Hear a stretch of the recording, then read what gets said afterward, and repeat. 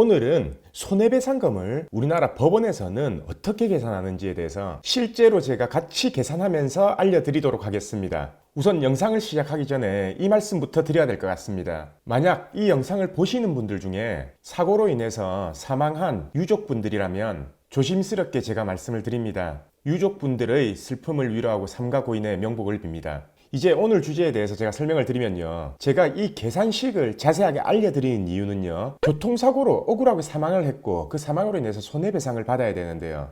보험사에서는요. 약관에 정해진 대로 계산을 하지만은 실제로 법원에서는요. 다른 방식으로 계산을 하고요. 그렇게 법원에서 계산하는 방식이 손해배상금이 훨씬 높게 나온다는 것을 알려드리기 위해서 영상을 촬영하는 겁니다. 그래서 제가 이제 알려드리면요. 우선 교통사고로 인해서 손해배상액 상출은요. 다른 거 전부 필요 없고요. 나이, 소득, 과실 이 세 가지만 알면 누구나 다 계산할 수 있습니다.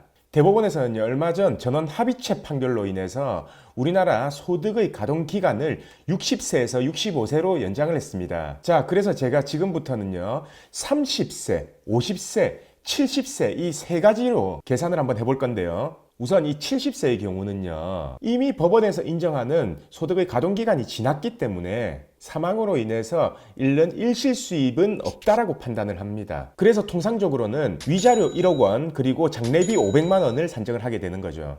물론 저희 사무실에서 얼마 전 진행한 사건 중에요. 위자료를 1억 4천만 원을 인정받아서 판결을 받은 사례도 있지만요. 보통의 경우는 1억이라고 생각하시면 됩니다.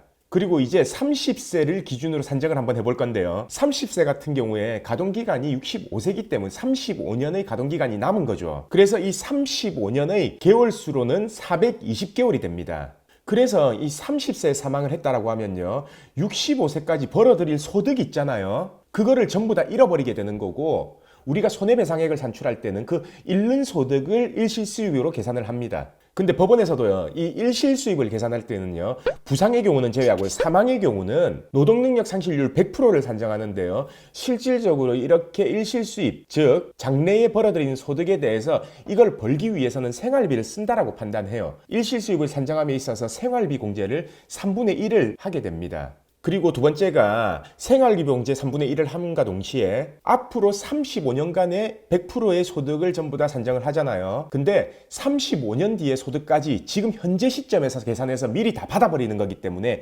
그에 대한 중간의 이자를 전부 다 공제하게 되는 거죠. 그래서 법원에서 산정하는 이자 계산 방법은 호프만 계수를 적용하게 되는데요. 30세의 경우 35년 즉 420개월의 호프만 계수를 보게 되면요. 이 호프만 계수는 인터넷에 호프만 계수라고 치면 정보가 싹 다 나옵니다. 그래서 누구나 볼 수 있고요. 자, 그럼 같이 호프만 계수표를 한번 보겠습니다. 여기에서 호프만 계수에서 아까 420개월이었잖아요. 그래서 420개월에 대한 호프만 계수 이 빨간색 숫자를 보면요. 242.4663이라는 게 확인이 되죠. 하지만 법원에서는요. 240, 이 개수가 240이 넘을 경우 240을 한도로만 하고요. 그 이유는 이 개수가 더 커질 경우에는 이자의 괴리감이 너무 많이 크게 생긴다라고 해서 240을 한도로 하고 있습니다. 따라서 30세 이하인 경우에는요. 전부 240이 적용되는 겁니다. 자, 그렇다면 이제 같이 계산을 한번 해보면요. 법원 적용 최저임금 도시이력 노임이죠. 약 300만 원으로 계산을 했을 경우에요. 300만 원 곱하기 240이면은 7억 2천이 나오는 거죠. 거기에서 생활비 3분의 1을 공제한 3분의 2만 산정하니까 4억 8천이 되는 겁니다. 그럼 거기에서 위자료 1억과 장례비 500만 원을 더하면 5억 8천 5백만 원이 나오게 되는 겁니다. 자, 계산하는 방법이 엄청 쉽죠? 그러면 이제 30세를 계산했으니까 50세를 한번 계산해 볼까요? 50세는 65세까지의 15년이 남기 때문에 개월수로는 180개월이 남게 되는 거죠. 그럼 180개월에 대한 호프만 계수를 다시 한번 또 찾아보면요. 여기 보시면은 180개월의 호프만 계수 134.0937이 확인이 됩니다. 그래서 만약 아까처럼 최저임금 도시력 노임이죠. 300만 원 정도를 계산을 하면요. 300만 원 곱하기 134 하면은 4억 2백만 원이 나오고요. 거기에 생활비 공제 3분의 1을 하게 되면은 2억 6,800만 원이 나오게 됩니다. 거기에서 위자료 1억, 장례비 500만 원을 더하면 3억 7,300만 원이 나오게 되죠. 이 금액은 도시 일용 노임, 즉 법원에서 인정하는 최저임금을 기준으로 산정한 거고요. 만약에 이거의 2배인 연봉 7,200만 원이라고 산정을 하게 되면요. 일실수입이 5억 3,600 그리고 위자료 1억, 장례비 500만 원 더해서 6억 4,100만 원이 나오게 되는 겁니다.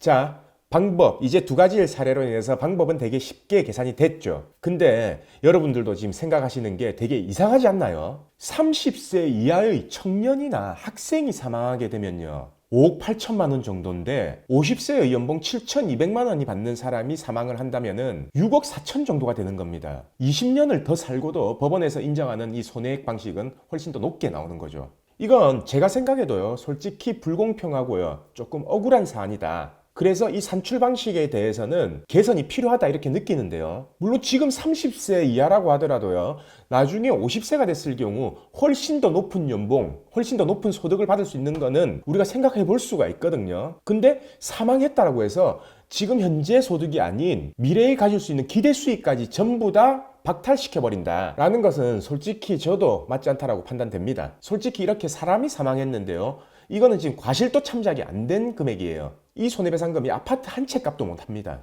결국 사람 목숨값이 아파트 한 채 값보다 못한다라는 게 현재 우리나라 법원의 손해액 산출 방식인 겁니다. 이거 빨리 대법원 판결이 바뀌어서 상향돼야 되지 않겠어요? 그래서 이런 소송을 하는 변호사들도 전부 다 이거는 상향돼야 된다, 현재 물가에 맞지 않는다라고 계속적으로 주장하고 있지만 아직까지는 법원의 판결이 바뀌지 않고 있습니다. 미국은요, 교통사고로 사람을 사망하게 하면요, 위자료만 수십억이고요, 일본 같은 경우, 유럽 같은 경우에도요, 위자료만 6, 7억이 된다고 합니다. 그에 비해 우리나라의 사망 위자료는 너무 적게 책정이 되어 있는 것 같습니다. 그런데요, 법원에서 이렇게 측정하는 방식도 이렇게 작은데 보험사에서 약관에서 산출하는 지급 기준은요, 이거의 6, 70%밖에 안 된다는 겁니다. 그래서 제가 누누이 말씀드리지만요, 사망사고, 중상해, 그리고 영구장애가 예상되는 사건 같은 경우에는요, 이렇게 소송을 제기해서 법원의 산출 방식대로의 판결을 받고요, 그에 따라 이자, 변호사 소송 비용까지 전부 청구하는 게 맞다라고 계속 강조하고 있습니다. 실제로 6억을 판결받는다면요, 만약에 소송을 10개월 한다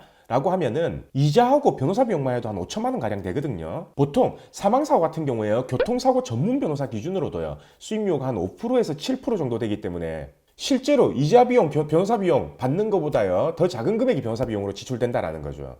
그래서 그 돈 받아서 변호사 비용 줘도 남습니다. 그래서 사망사고 같은 경우에는 내 돈 안 들이고 선임할 가능성이 크다라는 거예요. 변호사 비용이 고민됐다 라고 한다면은 그 고민하지 마시고 변호사를 충분히 고르셔도 된다 라는 말을 드리고 싶습니다. 오늘은 이 사망사고 손해배상액 계산하는 방식에 대해서 제가 같이 계산하면서 자세히 알려드렸고요. 내일도 새로운 주제를 가지고 오겠습니다. 오늘 영상 끝까지 봐주신 구독자분들께 감사드립니다.